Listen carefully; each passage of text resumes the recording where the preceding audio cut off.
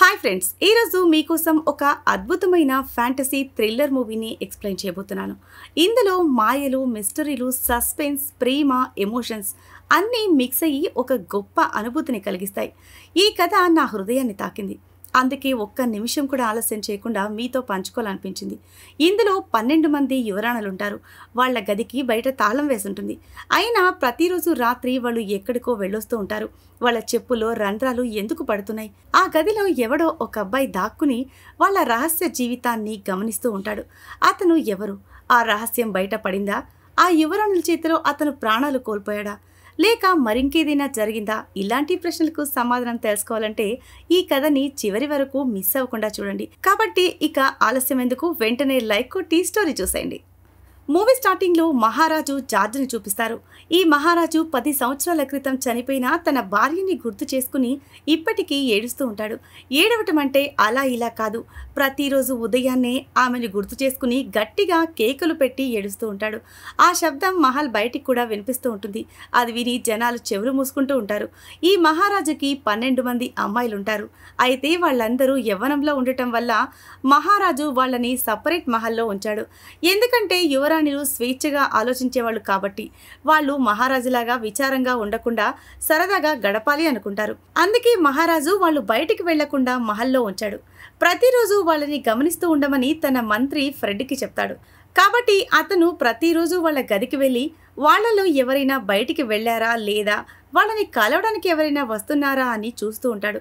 అలా ఒకరోజు ఫ్రెడ్ యువరాణులు ఉన్న గదిలోకి వెళ్ళి చెక్ చేస్తూ ఉంటాడు. అయితే అతను ప్రతిరోజు చెక్ చేయడానికి వాళ్ళ గదికి రావడం నచ్చక యువరాణులు అతన్ని నువ్వు మంత్రివా లేదా కోడివా, ప్రతిరోజు ఉదయాన్నే మమ్మల్ని నిద్ర లేపడానికి వస్తావా అని ఆట పట్టిస్తారు. అయితే అతను గదిని చెక్ చేస్తున్న సమయంలో యువరాణుల చెప్పులకి రంధ్రం పడి ఉండటం గమనిస్తాడు. అందరితో అమాండా యువరాణి చెప్పులకి తప్ప మిగతా మీ అందరి చెప్పులకి రంధ్రం ఎందుకు పడింది? చెప్పులు కుట్టేవాడు ప్రతిరోజు మీ చెప్పులు రిపేర్ చేస్తున్నాడు. అసలు మీరు ప్రతిరోజు రాత్రి ఎక్కడికి వెళ్తున్నారని అడుగుతాడు. యువరాణులు మేం ఎక్కడికి వెళ్లడం లేదు అని చెప్తారు. తర్వాత రోజు తెల్లారిన వెంటనే మహారాజు మళ్లీ ఏడుపు మొదలు పెడతాడు. మహారాజు ఏడుపులు విని అతని కూతుర్లు నాన్నగారు చనిపోయేదాకా అమ్మని మర్చిపోయేలా లేరు అని మాట్లాడుకుంటూ ఉంటారు. మహారాజు ఏడుపులు మహల్ బయట ఉన్న మైకేల్ అనే వ్యక్తి కూడా వింటాడు. మైకేల్ చాలా పేదవాడు. అయితే అతను ఊరూరా తిరుగుతూ బొమ్మలతో మిమిక్రీ చేస్తూ ఉంటాడు. అలా సంపాదించగా వచ్చిన కొద్దిపాటి డబ్బుతో అతని రోజు గడుస్తూ ఉంటుంది. నెక్స్ట్ సీన్లో ఫ్రెడ్ మహారాజు దగ్గరికి వెళ్ళి ఇప్పటి వరకు యువరాణులు ఎందుకు ఉదయం లేటుగా లేస్తున్నారో, రాత్రి వాళ్ళు ఎక్కడికి వెళ్తున్నారో, వాళ్ళ చెప్పులకి రంధ్రం ఎలా పడుతుందో తెలుసుకోలేకపోయాను అని చెప్తాడు. అలాగే చెప్పులు కుట్టేవాడు ప్రతిరోజు వాళ్ళ చెప్పులకి కొత్త పాదం కుడుతున్నాడు అని చెప్తాడు. అప్పుడు మహారాజు అయితే ప్రతిరోజు రాత్రి వాళ్ళు ఎవరినైనా కలవడానికి బయటకు వెళ్తున్నారా అంటాడు. దానికి ఫ్రెడ్ లేదు మహారాజా, వాళ్ళ గది బయట తాళం వేశాం, పైగా కాపలాగా భటులు కూడా ఉన్నారు అని చెప్తాడు. అప్పుడు మహారాజు అయితే లోపలికి ఎవరైనా వస్తున్నారా అంటాడు. ఫ్రెడ్ అదే అంతు చిక్కడం లేదు మహారాజా, ఎంత ప్రయత్నించినా తెలుసుకోలేకపోతున్నాను. యువరాణులు వాళ్ళ నోటితో వాళ్ళు నిజం చెప్పరు అంటాడు. అప్పుడు మహారాజు నేనా ముసలివాడినైపోతున్నా, నాకు వారసులు కూడా ఎవ్వరూ లేరు, వీళ్ళ కోసం మంచి యువరాజుని వెతకడానికి. కాబట్టి వీళ్ళకి మంచి యోగ్యత కలిగిన యువరాజు ఎవరైనా దొరికితే అతన్ని నా వారసుడిగా ప్రకటిస్తాను అంటాడు. దానికి మంత్రి మహారాజా మీరు చెప్పినట్టుగానే ఆ రహస్యం కనుగొన్న యువరాజుకి మీ కూతుర్లలో ఒకరినిచ్చి పెళ్లి చేసి అతన్ని వారసుడిగా చేసుకోవచ్చు. అయితే ఇప్పటి వరకు వచ్చిన వాళ్లలో ఎవ్వరూ కూడా ఆ రహస్యం తెలుసుకోలేకపోయారు. ఆ షరతు ప్రకారం వారం రోజుల్లో వాళ్ళు రహస్యం కనుగొనలేకపోవడం వల్ల వాళ్ళకి మరణశిక్ష విధించాము. అందువల్ల భయంతో ఎవ్వరూ ఇంత రిస్క్ తీసుకోవడానికి సిద్ధంగా లేరు అంటాడు. అప్పుడు మహారాజు నేను వారసుడు లేకుండానే చనిపోతానా?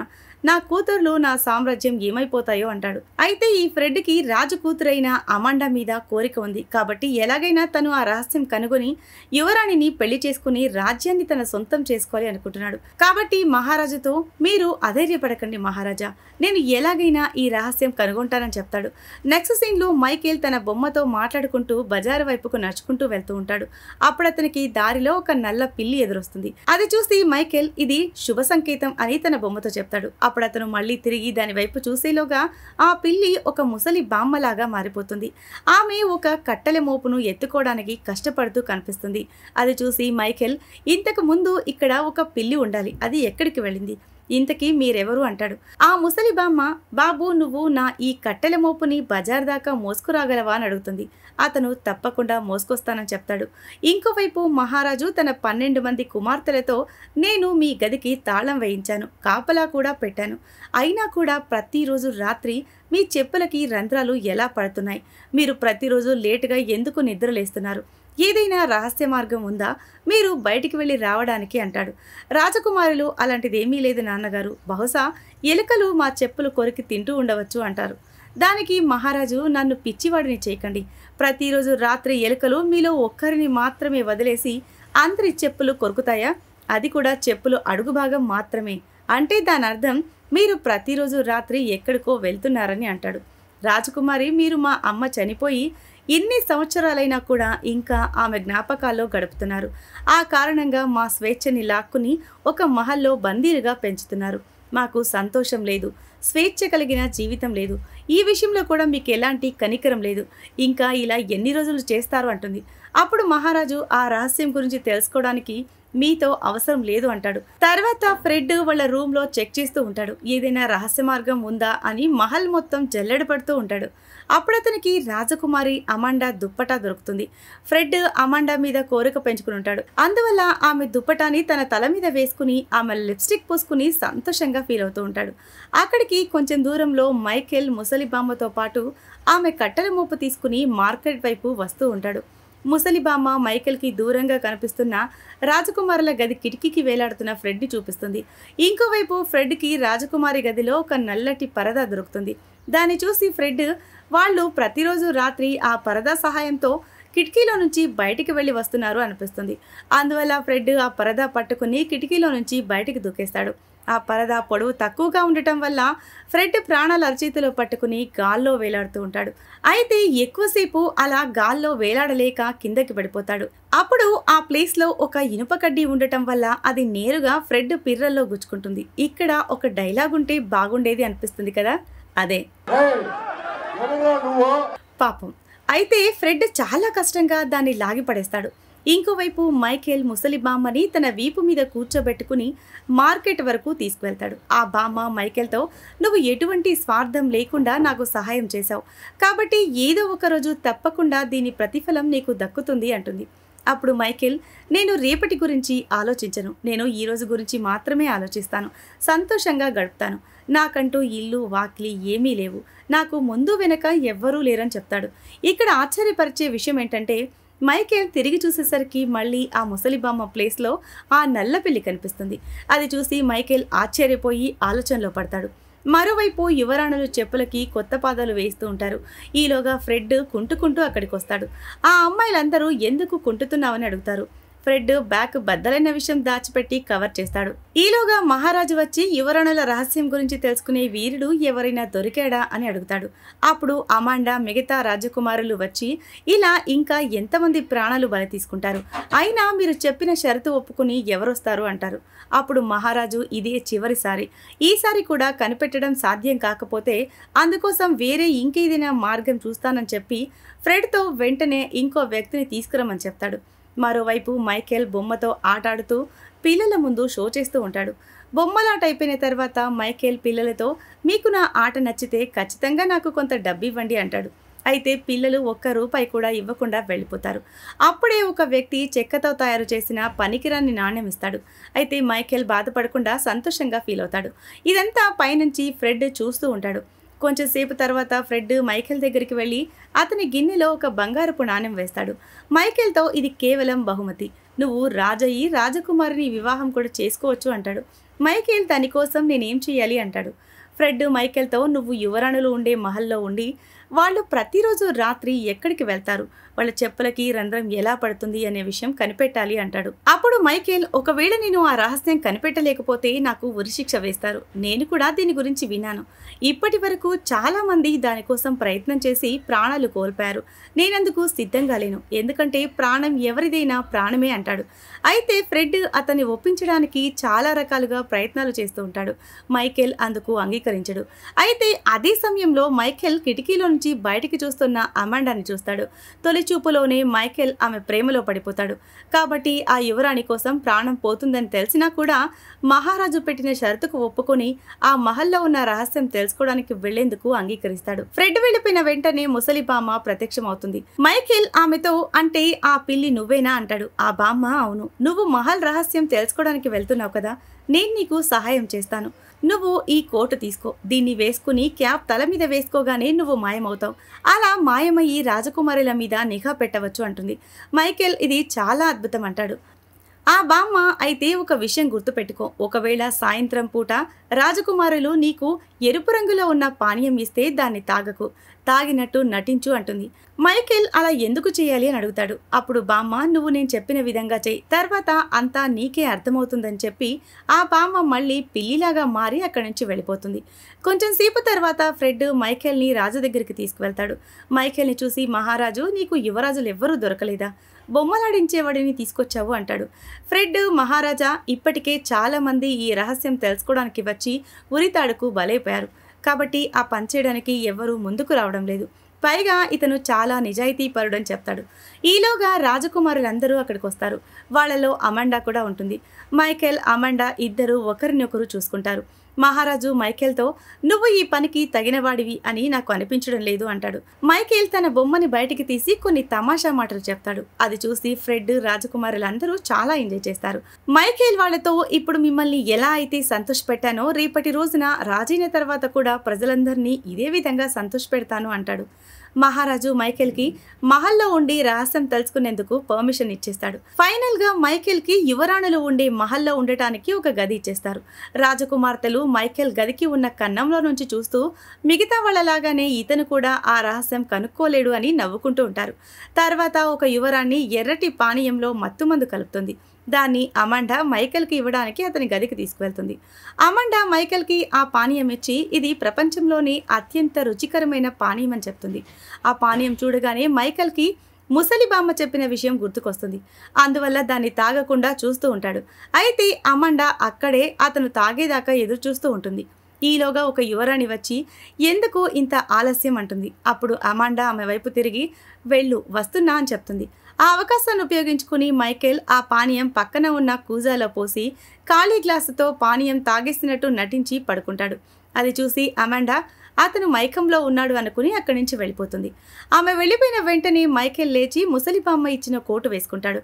ఆ కోటు వేసుకుని దాని క్యాప్ తల మీద వేసుకున్న వెంటనే మైకేల్ మాయమవుతాడు. మాయమైన వెంటనే మైకేల్ యువరాణుల గది దగ్గరికి వెళ్లి కన్నంలో నుంచి చూస్తూ ఉంటాడు. అప్పుడు అతనికి గదిలో వెలుతురుతో నిండిన రహస్య మార్గం కనిపిస్తుంది. మైకేల్ వెంటనే ఆ మార్గంలోకి ఎంటర్ అవుతాడు. అది ఒక మంచుతో నిండి ఉన్న వేరే ప్రపంచంలోకి తీసుకువెళ్తుంది. అక్కడ కొంచెం దూరంలో యువరాణులు ఎక్కడికో వెళుతూ కనిపిస్తారు. మైకేల్ వాళ్ళని ఫాలో చేస్తూ వెళ్తాడు. కొంచెం దూరం వెళ్ళిన తర్వాత అతని కోటు ఒక చెట్టు కొమ్మకి తగులుకుని ఆ కొమ్మ విరిగిపోతుంది. అప్పుడు అక్కడున్న అన్నీ కదులుతూ ఉంటాయి. ఇంకోవైపు రాజకుమార్తెలు త్వరగా పదండి, రాజకుమారులు మన కోసం ఎదురు చూస్తూ ఉంటారు అని మాట్లాడుకుంటూ ఉంటారు. ఈలోగా తెల్లారిపోతుంది. మైకేల్ తన గదిలో నిద్రపోతూ ఉంటాడు. అప్పుడు ఫ్రెడ్ వచ్చి ఏమైనా తెలిసిందా అని అడుగుతాడు.